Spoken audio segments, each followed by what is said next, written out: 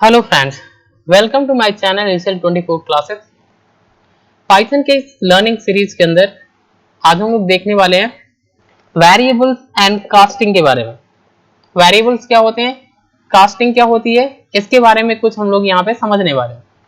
तो आज की टॉपिक हमारी है वेरिएबल एंड कास्टिंग के बारे में। वेरिएबल्स क्या होती है और किस तरीके से वेरिएबल आपको पाइथन लैंग्वेज के अंदर क्रिएट की जाती है।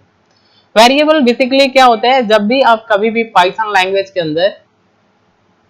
अंदर आप प्रोग्रामिंग कर रहे होते हैं तो हमको कई सारी वैल्यू की जरूरत होती है। जैसे मान लीजिए आपको पाइथन के अंदर आपको एक क्वेश्चन सिंप्लीफाई करना है, जैसे 3 + 4 डिवाइडेड बाई 6 -3। मान लीजिए सपोज दैट ये हमारी एक क्वेश्चन है, इसको हमको सिंप्लीफाई करना है पाइथन के थ्रू।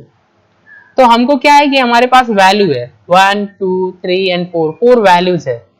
हम इसको डायरेक्टली भी कर सकते हैं, लेकिन हमको क्या जरूरत होती है कि इन सारी वैल्यूज को किसी न किसी वेरिएबल के अंदर स्टोर करना, यानी कि मेमोरी के अंदर। जैसे मान लीजिए ये हमारी कंप्यूटर की मेमोरी है, सपोज दैट ये हमारी कंप्यूटर की मेमोरी है, तो इसके अंदर बहुत सारे लोकेशंस होते हैं। जैसे ये हमारी लोकेशन है, लोकेशन, ऐसे बहुत सारे लोकेशंस होते हैं और इसी लोकेशन के अंदर वैल्यू को स्टोर करना होता है। जब भी आपको कैलकुलेशन परफॉर्म करना होता है तो इसको स्टोर करना, यहाँ पर जैसे मान लीजिए आपको 3 है, 3 को इस लोकेशन के अंदर रखना मेमोरी के अंदर, और फिर इसको निकालना प्रोग्राम के अंदर, एक्सेस करना, एग्जीक्यूट करना।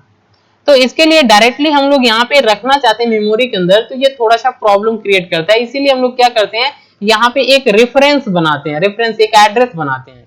इस वेरिएबल को मेमोरी के अंदर, इस वैल्यू को मेमोरी के अंदर रखने के लिए एक देखा जाए तो एक एड्रेस हमको बनाना पड़ता है, ताकि हम यहाँ से जा सकें इस तक और इस तक इस वैल्यू को निकाल सकें। तो इस एड्रेस को बनाने के लिए हम लोग क्या करते हैं, वेरिएबल का हेल्प लेते हैं। वेरिएबल का हेल्प लेते हैं। वेरिएबल बेसिकली किसे बोलते हैं, जैसे आपने x लिखा, y लिखा, a लिखा, b लिखा, ये सारे के सारे हमारे वेरिएबल होते हैं। पाइथन के अंदर ये हमारे सारे के सारे वेरिएबल्स होते हैं।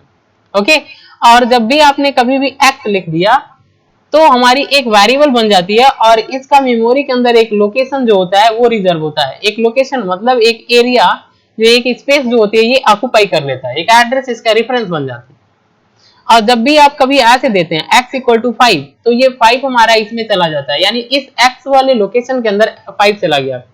अब इस 5 को आप एक्सेस करना चाहते हैं तो x को जहां पे यूज करेंगे ये 5 ऑटोमेटिकली एक्सेस हो जाएगा, क्योंकि ये 5 जो है x के अंदर असाइन हो गया है। x की वैल्यू जो है वो 5 बन गया है।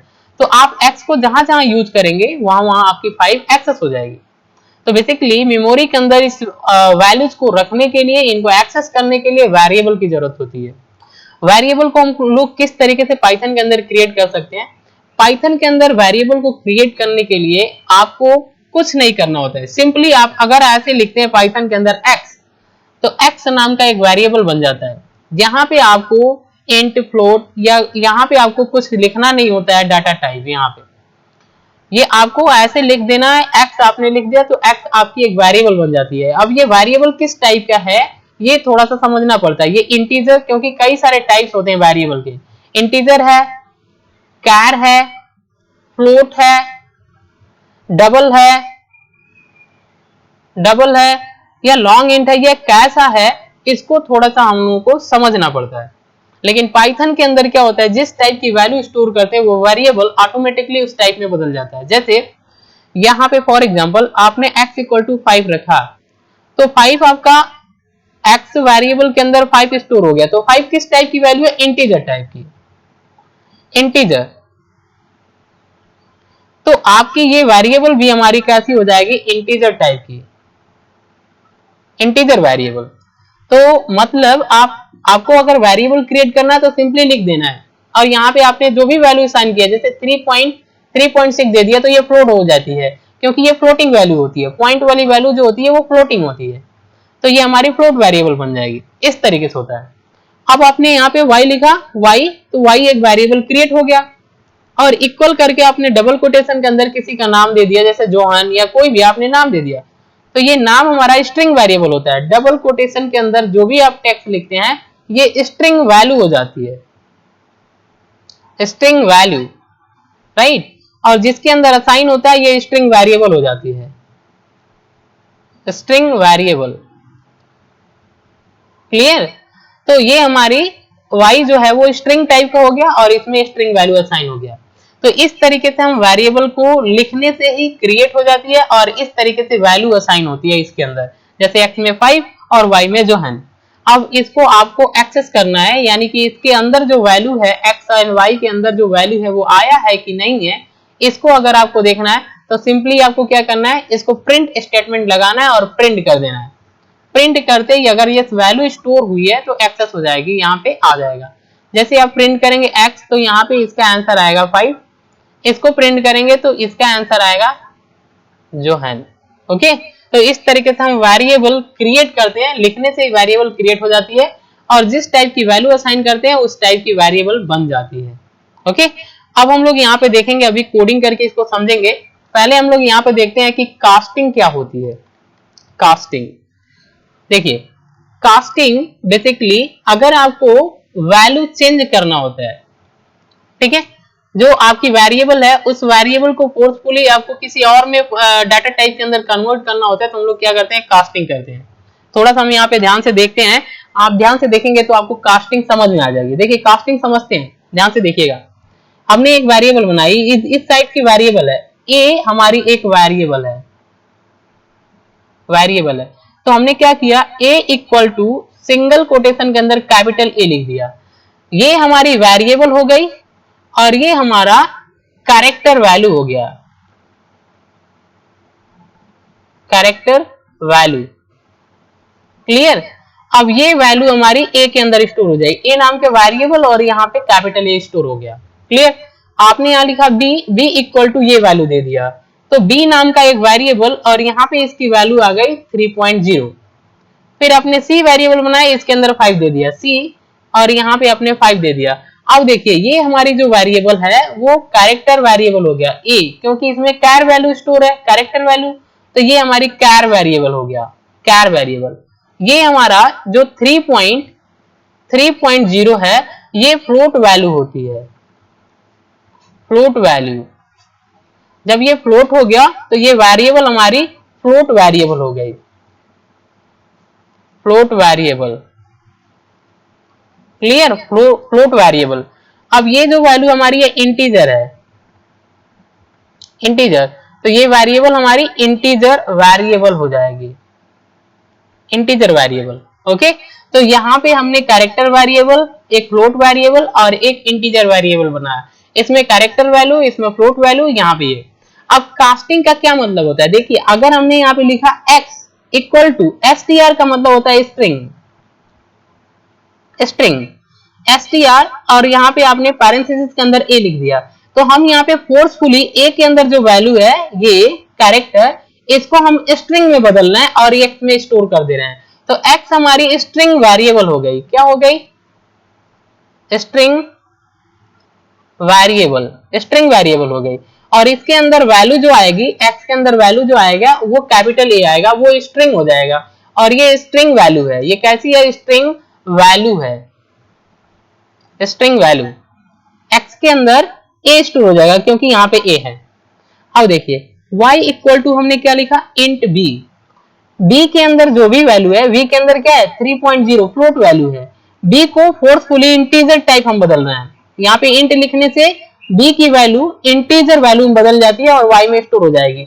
तो y के अंदर स्टोर होगा इंटीजर वैल्यू केवल 3 पॉइंट में 3.0 था, तो ये फ्लोट वैल्यू निकल जाएगी, ये इंटीजर वैल्यू केवल स्टोर हो जाएगी और ये हमारा वेरिएबल इंटीजर बन जाएगा।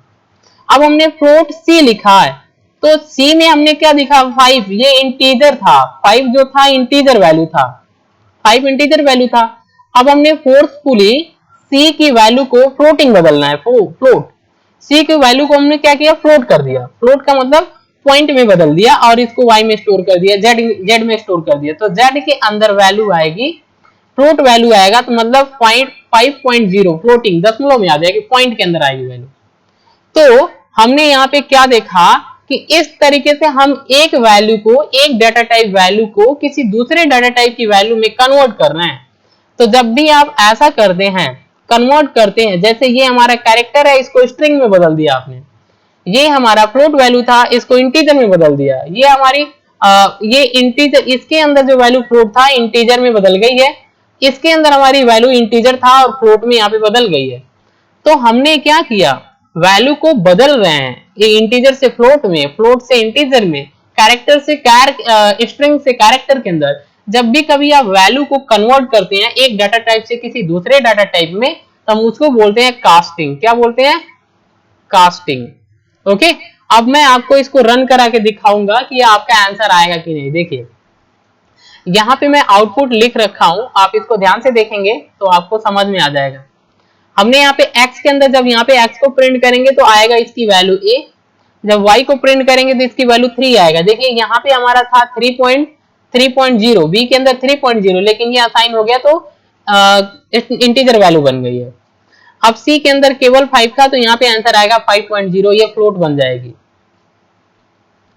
फ्लोट बन जाएगी। ओके, अभी मैं आपको रन करा के दिखा रहा हूं। तो पहले हम चलते हैं यहाँ पे, पहला वाला आपको रन करा के दिखा रहे हैं कि ये जो है वैल्यू असाइन कर रहा है कि नहीं। एक्स वेरिएबल बनाया, वाई वेरिएबल, इनके अंदर वैल्यू असाइन किया और इसको प्रिंट किया। तो अब हम देखते हैं वेरिएबल बन रहा है और प्रिंट हो रहा है कि नहीं। तो हम यहाँ पे कॉपी कर लेते हैं, पाइथन के अंदर चलते हैं। पाइथन आइडियली आपको ओपन करना है, यहां से आप फाइल में चले जाएंगे और यहाँ पे कंट्रोल वी कर देते हैं। तो ये हमारी जो कोड हमने था यहाँ पे टाइप कर लिया, एक्स वेरिएबल बनाया इंटीजर टाइप का, वाई वेरिएबल बनाया स्ट्रिंग टाइप की वैल्यू स्टोर किया है। तो हम यहाँ पे क्या करते हैं, सेव करते हैं, एक नाम दे देते हैं, जो भी नाम देना है आप दे सकते हैं यहाँ पे। तो var3 var3 दे दिया हमने, डॉट पाई लगाना है, py। इसके बाद ऑल फाइल सेलेक्ट कर लेना है, इसको आप किसी डेस्कटॉप पर चूज कर लेंगे और सेव कर लेंगे। यहाँ पे सेव करने से ऊपर आपका नाम आ जाएगा, नेम फाइल का। यहाँ पे रन कमांड पे जाएंगे, रन कराएंगे। अब देखिए यहाँ पे वैल्यू स्टोर सक्सेसफुली वेरिएबल बन गया, एक्स नाम का वेरिएबल वाई नाम का वेरिएबल बन गया है और एक्स को प्रिंट करने पे 5 आ रहा है और वाई को प्रिंट करने पे जोहन आ रहा है। ओके, तो इस तरीके से आप जो चाहे जितना चाहे वेरिएबल बना सकते हैं और ऐसे वैल्यू असाइन कर सकते हैं। तो वेरिएबल यही होती है, वैल्यू को असाइन करता है और इसको एक्सेस करने के लिए हम लोग यूज करते हैं। अब मैं आपको सेकेंड दिखा रहा हूं, जो ये है, जो हमने कास्टिंग किया है। तो हम यहां से कॉपी कर लेते हैं, कंट्रोल सी कॉपी कर लिया। इसको फिर से हम चलते हैं कोड के अंदर, यहां से हम इसको सेलेक्ट कर लेते हैं जो कोड हमने टाइप किया, कंट्रोल वी। अब देखिए ये हमारी जो है हैच साइन के बाद जो हम लिखते हैं ऐसे, तो ये हमारी कमेंट बन जाती है, कमेंट। इस कोड के अंदर ये रन नहीं होता है। अगर आपको किसी भी स्टेप में कमेंट लिखना है तो आप हैच साइन के बाद लिख सकते हैं, तो ये रेड कलर का आ जाएगा और ये कोड को रन कराने पे इसका कोई इफेक्ट नहीं होता है, ये एरर नहीं दिखाता है। तो ये हमारी कमेंट बन गई।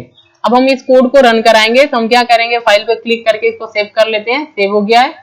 अब आप रन कराएंगे, देखेंगे ये आंसर आ रहा है कि नहीं, A35। तो हमने यहाँ पे क्लिक किया, रन कराया।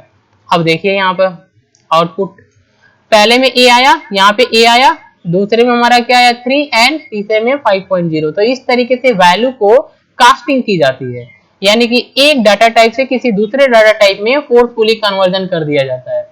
जैसे ये कैर टाइप का था ए के अंदर वैल्यू, इसको स्ट्रिंग टाइप में बदल दिया। यहाँ पे फ्लोट टाइप का था, इसको इंटीजर टाइप में। तो इस तरीके से हम लोग क्या कर सकते हैं, वैल्यू को बदल सकते हैं। Thanks for watching. अगर ये वीडियो आपको इन्फॉर्मेटिव लग रही है तो इस वीडियो को लाइक करें, शेयर करें एंड सब्सक्राइब करें, क्योंकि सब्सक्राइबर बहुत जरूरी है। Thanks for watching.